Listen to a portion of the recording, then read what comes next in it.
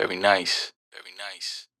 What's up, you guys? Welcome back to another video. Today I wanted to bring you guys a deck profile of a deck that I've been really excited to play. With the release of Alliance Insight, the deck definitely has some new potential. So without further ado, this is my Dragon Ruler deck profile. Let's get into it.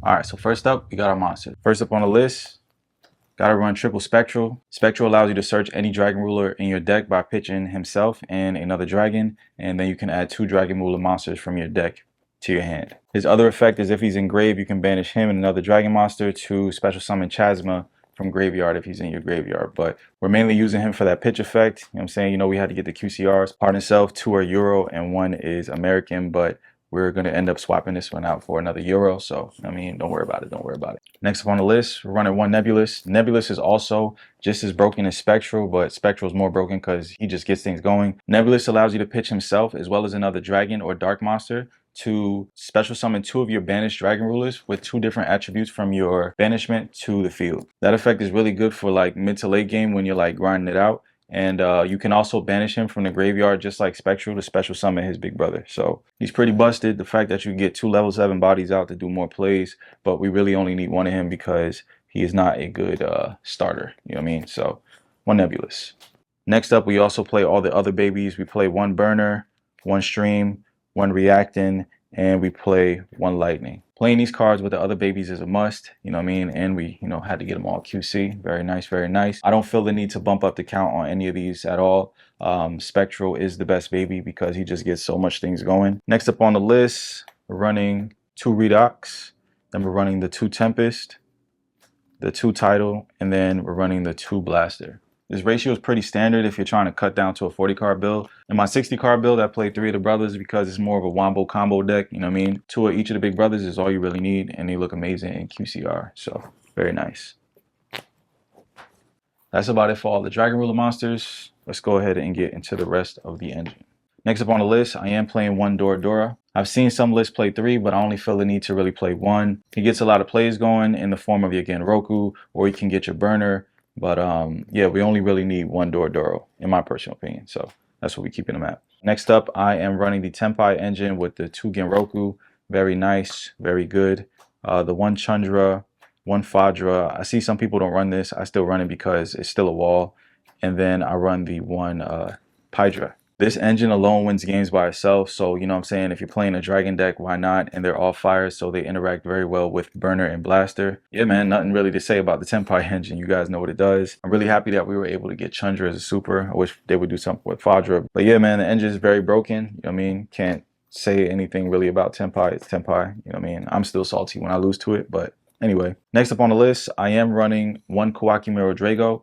The reason why I'm running this is because I've seen people play Christia, but I just like Kawaki Drago because he's a win, so he also interacts with Tempest very well. You know, I just feel like he's an easy summon. He's a 1900 body that you can summon out of nowhere and prevent your opponent from summoning light or dark monsters, special summoning, I should say. So against like Malice, Raizio, Mitsurugi, stuff like that, he has great application. Another card that I was playing in its place was Fossil Dyna, because Fossil Dyna is an earth, so it interacts very well with Redox. So when you do the little Chasma play where you dump a card with Tidal on your turn, and then on their turn you go Redox to special summon a monster back, you can special summon 1 of these 2. But yeah, I decided to take Dyna out and put in the Kawaki Drago because I felt like it was just as effective. But yeah, no more to really say about that. Kawaki Drago wins games by itself for real. Next up on the list, I am playing 1 Bestial Magnemite. I feel like Magnemite is just too broken not to play. He searches any dragon in the deck. Bestial Magnemite is also very good because it's just one of those cards that like just snipes cards out of the graveyards, you know, light and darks. Even when your opponent goes for their Twins of the Eclipse play with the detonator or whatever, you could just like snipe the detonator. So, you know what I mean? I like it. That's why I'm running it. Next up on the list, I am playing the 1 Sloth. I feel like this card is just, you know, really good in tandem with Kawaki Drago to lock your opponent out of their extra deck. So why not? Your opponent typically, like if you get a Drago on board and this, it's like your opponent like really, they're like having a really hard time because they might imperm this, but then you still got the Drago. So, you know, I like it. Next up on the list for hand traps, I'm rocking out with triple Ash Blossom. Originally, I wasn't really playing hand traps, but I like Ash because it's a fire and it also interacts really well with Blaster, so why not? If you ever draw 2 and you have a Blaster in your hand, you could pitch Blaster in this and then pop a card. But yeah, I just feel like Ash has great synergy and she kind of acts like a call by with the Fualuses, so why not? Lastly on the list, I'm running triple Fualos in the main. Originally, I was running Droll and Lockbird, but I still do like Fualos because it's also a win, so again, it interacts with Tidal very well. If it's ever dead, you could just pitch it with Tempest and just like, you know, do some little cool plays. So why not? A couple cards that I did want to mention is the Armed Dragon package. I do like this package. It's really good, but at the same time, I just felt like with Droll running around, it's not as good as you would like it to be. So, you know, in place of it, I put in the Fualises because these are all wins as well. So either Fualises or Droll is what I was debating between, but decided to go with the Fualises. So yeah, this is still really good, but just right now, I just feel like this Droll is just too heavy to like be just playing cards that just don't do a lot or enough. But that's about it for the monsters in the main deck. Let's go ahead and get into the spells.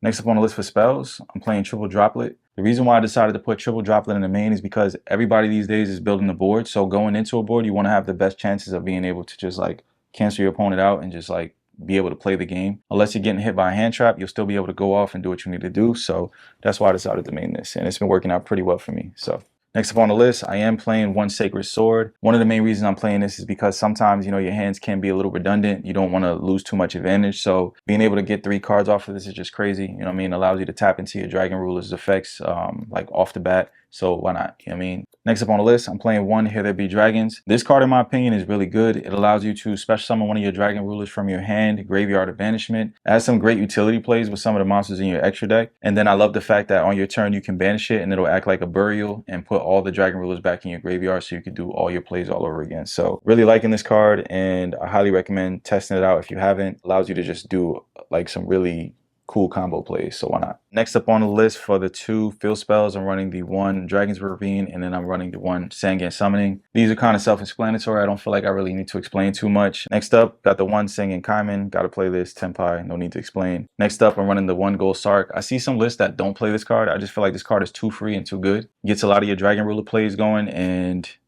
it's Gold Sark, you know what I mean? And it looks amazing in the QCR, right? Lastly on the list, I'm playing these 2 God cards, the Talents and the Call By. But that's about it for the main deck. Let's go ahead and get into the extra deck. Of course, like every other video, we got to showcase the Very Nice token. Whenever we showcase the Very Nice token, just drop a comment below and say very nice as a thank you for making the content. That's all I ask. You know what I'm saying? Appreciate you guys. Very nice.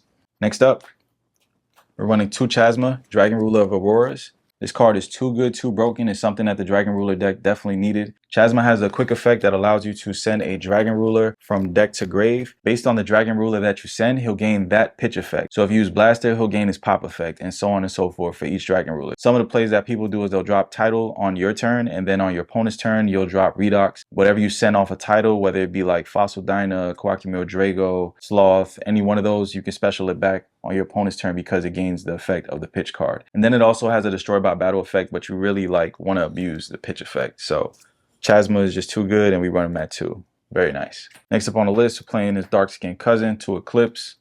Eclipse is really broken. He's a spell and trap negate. Eclipse has the effect that when you summon, you can target one of your level 4 or lower Dragon Ruler monsters in your banish zone, and then you can special summon from your deck the monster that you sent back mentions. So he essentially just tags out for the bigger brother of one of the little guys that you know what I'm saying, target in your banishment. But yeah, man, Eclipse is too broken. You know what I'm saying? We had to run him at 2. I've seen some lists run him at 1. You know what I'm saying? Still playing with those ratios, but Chasma is definitely at a 2. And Eclipse could be at a 1 if you wanted to. So yeah, very nice. Next up on the list, we're playing 1 Disaster. He's like your big boss monster. Disaster allows you to go in your banishment and take 4 level 7 Dragon Ruler monsters from your banishment and attach them. If you have each one of the attributes attached to him, he's unaffected by other card effects. This guy is just really like your end game boss monster you try to go into to just like round out the game, but he's really good, and you know what I'm saying, just giant godly beat stick. That's what we call him. That's about it for the Dragon Ruler monsters in the extra deck. Pretty simple, pretty clean. Next up, we play the 1 Volo. Volo's pretty broken, level 7 dragon. If you play any deck with level 7s, you're going to be playing this guy. So, yes sir. Next up, we got the 1 Typhon. No need to explain, it's Typhon. Y'all already know what he does. Next up on the list for links, we're playing 1 Spheres. 1 Romulus searches out our Dragon's Ravine. And then we're playing 1 SP Little Knight. Really simple. You don't need too much more than this. Very nice. Next up on the list for Tenpai cards, we're running the 1 Bident.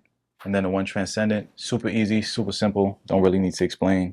Tenpai cards. And then lastly, we're running the 1 Ancient Fairy Dragon, 1 Chenying, and then I'm running the 1 Dispather. This Euro is so nice. That purple really be purpling. But that's about it for the extra deck. Let's go ahead and get into the side deck.